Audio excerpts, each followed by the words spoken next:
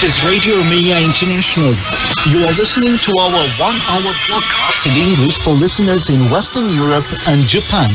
We can also be heard on the internet at www.rri.ro Channel 1. You can find us on Facebook, Twitter and other social media platforms. Our programs are also available on TuneIn and via satellite Eurosat 16A on 11,512 MHz, vertical polarization, azimuth 16 degrees east.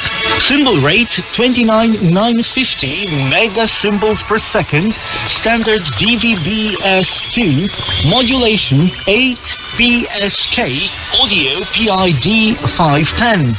We wish you good reception conditions.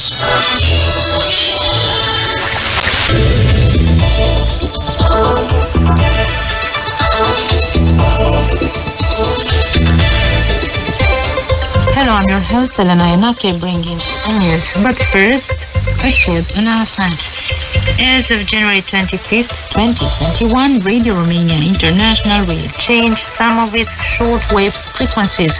From this date on, the 4 hours UTC broadcast beamed on India will be broadcast on 11,790 kHz in the analog system, while the digital broadcast will go out on 13,720 kHz in the DRM system.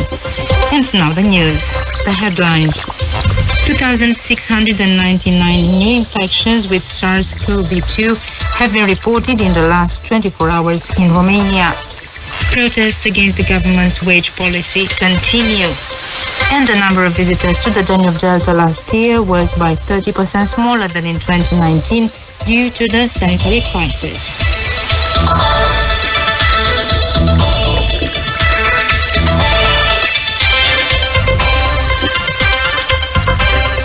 NATO has inaugurated a new cyber incident response capability for the Moldovan armed forces. This capability was established with support from the NATO Science for Peace and Security program and in cooperation with the NATO Information and Communication Agency through a multi-year project. It will help minimize any threat resulting from cyber incidents, provide quick and efficient recovery, and prevent similar incidents in the future.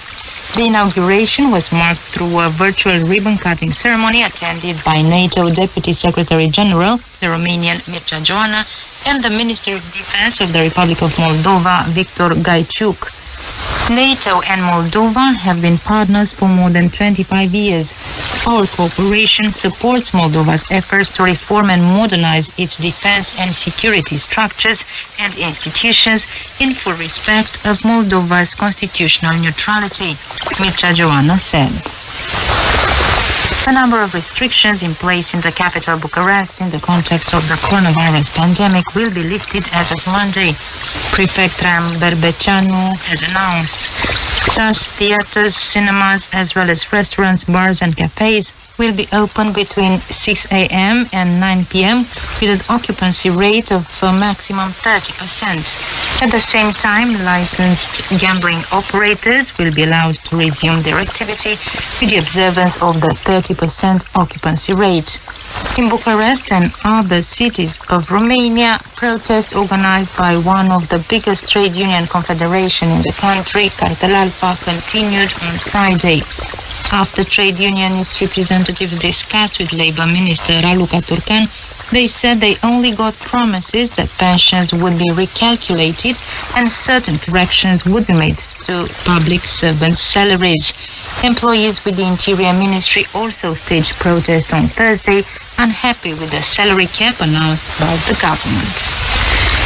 Some 2,699 new cases of infection with SARS-CoV-2 were reported in the last 24 hours in Romania, following a total of 29,000 tests at national level. At the same time, 74 people died from the virus. 7,968 people are being treated in hospital, of whom 977 in ICUs. Since the onset of the pandemic, over 700,000 contaminations have been registered in Romania. Prime Minister Florin Câțu announced that the country has a stock of 2.4 million doses of anti-COVID vaccine to use by the end of March. The number of tourists who visited the Danube Delta in southeastern Romania in 2020 was by almost 30% smaller as compared with 2019 due to the sanitary crisis.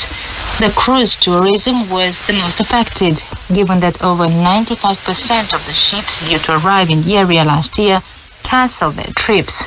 A unique area in Europe, the Danube Delta is on the list of UNESCO World Heritage. The UN Treaty on a comprehensive ban on nuclear weapons took effect on Friday. The document includes a commitment not to develop, test, or threaten to use nuclear weapons. This is not the first treaty initiated by the United Nations, which is aimed at encouraging nuclear disarmament. The Non-Proliferation Treaty, concluded in the 1970s, was signed by 119 nations, but its main objective was rather to prevent the spread of nuclear weapons rather than to totally ban them. Although there have been some reductions in weapon stocks, countries have continued to modernize their arsenal, while other countries have simply ignored the treaty. None of the 122 states that have signed the new treaty on a ban on nuclear weapons has such weapons, the BBC reports. Meeting for an online summit, the European leaders decided on Thursday evening to keep the Union's internal borders open, but to impose new restrictions on non-essential travels in an attempt to limit the spread of the COVID-19 pandemic and the virus mutations. Next week, the European Commission is to present a set of concrete measures in this respect. And that was the news coming to you from Bucharest, Radio Romania International. Authorities in Romania have changed the country's vaccination strategy in its second stage. Certain categories of people have been given priority. This is Daniel Bill to the microphone with a report by Daniela Budu. The government in Bucharest is changing its strategy with the anti-COVID vaccination campaign. The elderly and those with chronic conditions have been given priority over other categories of people. The vaccination platform allowing Romanians to schedule the date of their immunization will be earmarking 3/4 of its available places to the elderly and people with chronic conditions, and only 1/4 to those working in Romania's key sectors of activity. Besides people above 65, those with chronic conditions and employees in Romania's key sectors of activity, priority has also been given to ship crews on various sea and river routes, members of diplomatic missions, athletes participating in various international competitions, shop assistants in food chains, farmers and local administration employees. Last but not least, the handicapped have been added to the priority list, as well as those with low immunity and the homeless. Heads of ministries, state-owned companies, the National Bank, the Ombudsman or the Constitutional Court must provide a list with the key employees, the only ones with the right to get immunized in this stage. Romania's Education Minister, Sorin Câmpeanu, has announced that 126,000 employees who might get in direct contact with the students will be prioritized for immunization until February the 8th, when the second school semester is due to kick off. According to the Romanian official, the number of teachers applying for immunization has increased. An IRES survey shows that the Romanians' perception of the anti-COVID vaccine has improved, as 4 out of 10 Romanians say they will get the vaccine and only 1 out of 5 has decided otherwise. Authorities say that at this moment the demand for immunization is higher than the available vaccine doses, but new supplies are expected in the following period so that everybody can get the vaccine in the future. Army Dr. Valeriu Gheorghiță, coordinator of the National Vaccination Campaign, has told the TV station that we have enough doses of vaccine for now, but the first half of February will be complicated. According to official data, roughly 500,000 people have been scheduled for immunization until February the 8th, plus those scheduled for a second booster vaccination. According to Gheorghiță, the number of doses available will be much higher in April. However, the US pharmaceutical group Pfizer has halved the quantity of anti-COVID vaccine to be delivered to some EU countries this week. and Romania will get only 50% of the quantity decided. The situation is going to improve gradually and is expected to normalize in late March. The Romanian authorities have also announced. EU leaders held an online summit in which they said non-essential travel should be discouraged. I'm Cristina Mateescu with this report by Corina Crista. As part of efforts to contain the spread of the virus that has already caused over 2.1 million deaths globally, and of its even more contagious mutated variants, European Union leaders called for non-essential travel between countries to be limited, describing the situation as very serious. The talks held by the 27 EU leaders in video conference format highlighted the common wish of the bloc's countries to coordinate among themselves while ensuring the functioning of the single market and the transport of goods. They also looked at the situation of cross-border workers as part of efforts to prevent situations like those seen last spring when the lack of harmonized decisions led to significant disruptions. The President of the European Commission, Ursula von der Leyen, said EU is increasingly worried about the different mutations of the virus.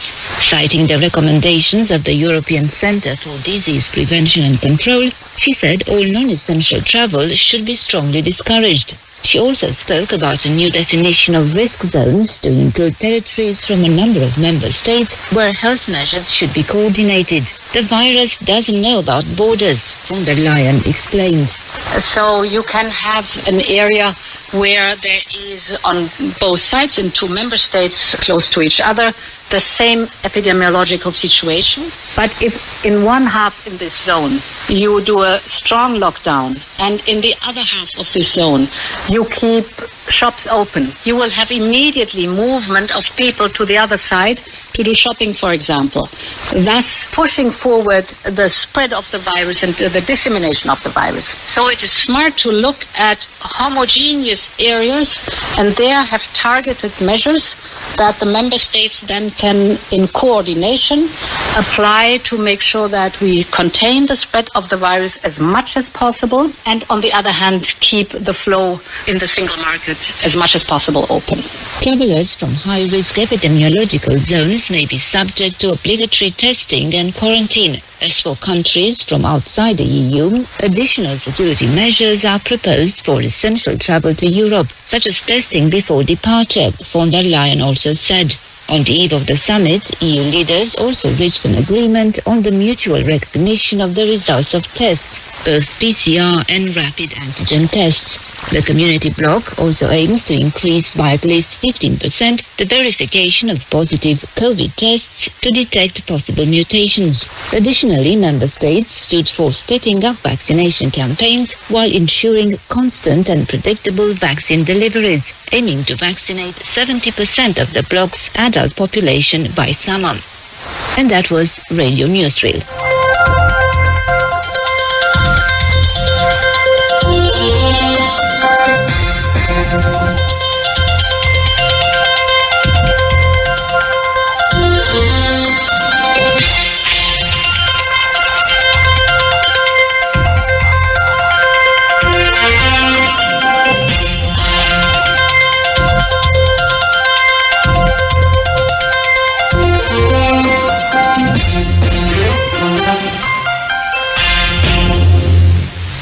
It's the hit of the day next, a romantic song about unrequited love that enjoyed immense success in Romania last year. Your Green Eyes is the title and comes from Lidia Bubne.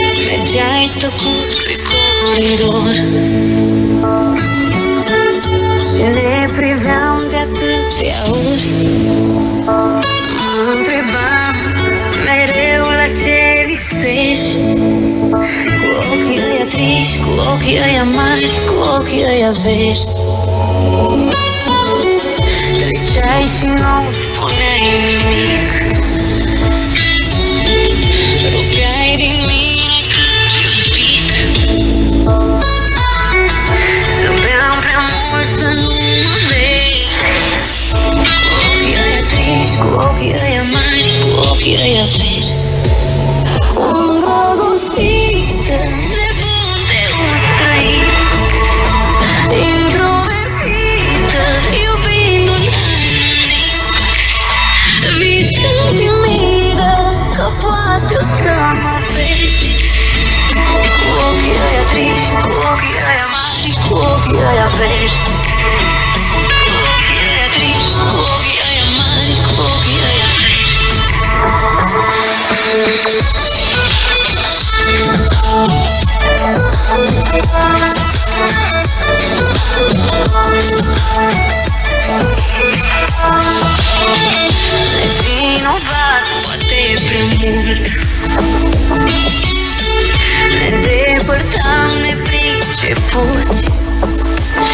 i-aș fi dat orice să mă salvezi.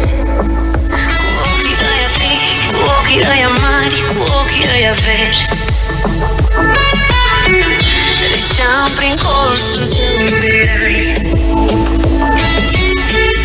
visând răpirea din rai. Și ce tablou tu să mă completezi. Ăia triști, cu ochii ăia mari, cu ochii ăia vești. Îndrăgostită, nebun de un trăit, introvertită, iubind un anonim. Visam timidă, cu poate o să mă vezi. Cu ochii ăia triști, cu ochii ăia mari, cu ochii ăia vești. Cu ochii ăia triști, cu ochii ăia mari, cu ochii ăia vești.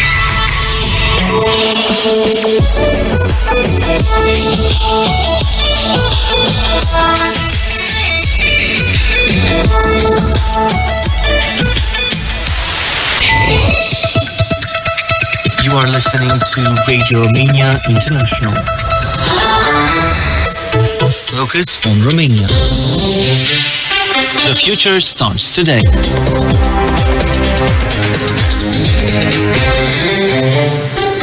Hello, this is Daniel Bill to the microphone. Against the background of special security measures, the US outgoing president, Republican Donald Trump, has ended his mandate in Washington and has been succeeded by Democrat Joe Biden, who pledges that during his administration, America will again be ready to assume the role of a world leader.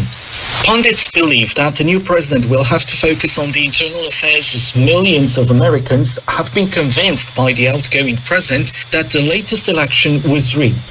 Although never proved, this allegation, repeatedly made by the one whose administration was characterized through controversial statements and decisions, was the main cause for the violent events of January the 6th, when 5 people were killed.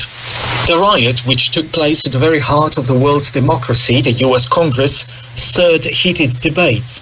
In the wake of the Capitol riot, the editor-in-chief of Radio France International Romania, Ovidiu Nahoi, told Radio Romania that Donald Trump pledged to make America great again, but instead he has been making it smaller and smaller.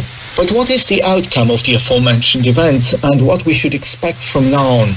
Noua administrație va avea nevoie de mult timp, în primul rând pentru a împăca America cu ea însăși.